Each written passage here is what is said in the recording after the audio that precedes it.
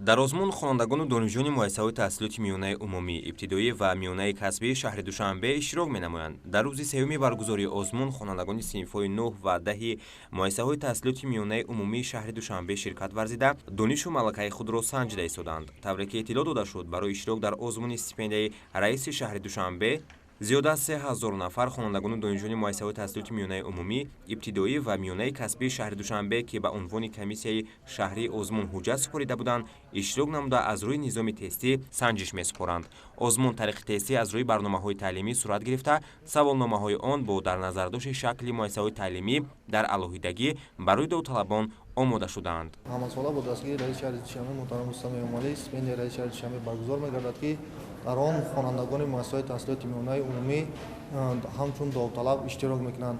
озмун аз 6 фанни таълимӣ гузаронида мешавад, ки ғайр аз ин шумора боз 60 нафар коллеҷу муассисаҳои дигар ҳамчун довталаб иштирок карда метавонанд. То имрӯз шумораи иштирокчиёни довталабони стипендияи раиси шаҳри Душанбе зиёда аз 1000 нафар мебошад.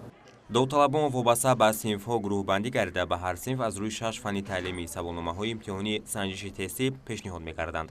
барои санҷиши тестии компютери аз ҳар фанни таълимӣ 10 савол пешниҳод карда мешавад.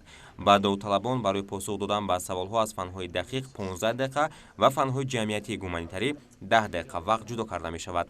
барои гузарондани санҷиши тестии компютери аз ҳисоби коршиносон, омӯзгорон ва мутахассисони соҳаи технологияҳои иттилоотӣ гурӯҳҳои экспертӣ таъсис ёфтааст ва озмун таҳти назорати комиссияи озмуни стипендияи раиси шаҳри Душанбе барои хонандагону донишҷӯёни муассисаҳои таълимии таҳсилоти умумӣ, ибтидоӣ ва миёнаи касбии шаҳри Душанбе қарор дорад. бояд гуфт, ки довталабони стипендия хонандагони донишҷӯёне буда метавонанд, ки дар байни ҳамсинфон ва ҳамкурсон рафтори намунавӣ дошта, бо дар назардошти тавсияи хаттӣ аз ҷониби директори муассисаи таълимӣ бо баҳои хубу аъло таҳсил намоянд, мувофиқи маълумотномаи хаттӣ оид ба ҷанбаси баҳо дар як соли охир ва дар корҳои ҷамъиятии муассиса ва берун аз он иштироки фаъолона дошта бошанд.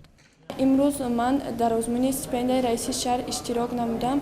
мақсади иштироки ман дар ин озмун ғолибиятро ба даст овардан ва сазовори номи гирандаи стипендияи раиси шаҳр шудан аст.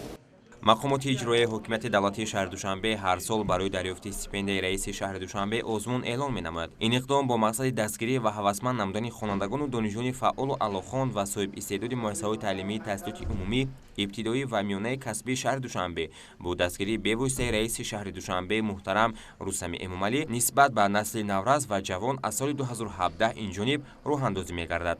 сол то сол сафи довталабони стипендияи мазкур зиёд гардида ба хотири ҷалби бештари хонандагону донишҷӯён тадбирҳои мушаххас андешида мешаванд. ғолибони озмун, ки ба стипендияи раиси шаҳри Душанбе барои соли таҳсили 2021-2022 шарафёб мешаванд, дар вазъияти тантанавӣ бо шаҳодатнома ва маблағҳои стипендия сарфароз мегарданд.